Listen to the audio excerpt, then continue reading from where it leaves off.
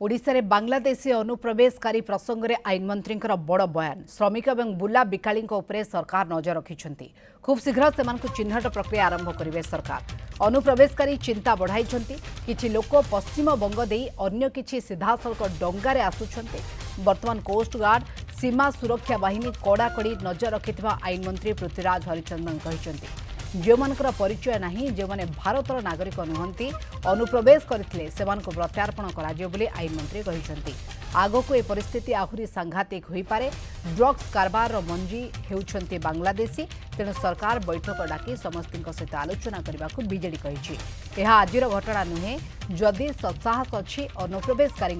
चिन्हट करंतु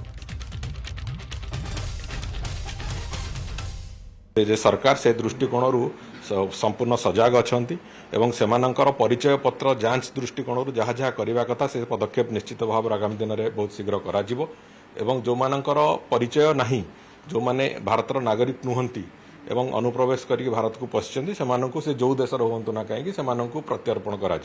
ए बाबद में निश्चित भाव में सरकार सचेत अच्छा सजग अच्छा बहुत शीघ्र से बाबद में पदक्षेप भी आरंभ होगा जेहेतु केंद्र सरकार राज्य सरकार डबल इंजिन आप देखते बांग्लादेश जो अवस्था आम चिंता कर जम्मू बाट दे पारादीपुर बर्तमान आसवे अनेक बांग्लादेशी ता बाबद राज्य सरकार कौन पदक्षेप ग्रहण करेंगे से देखते छोट मोट कथा जातुनि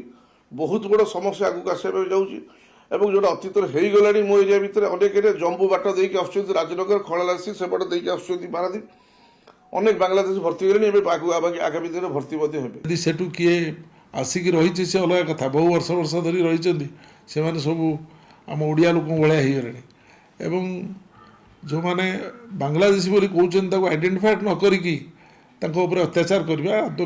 ठीक नुहे।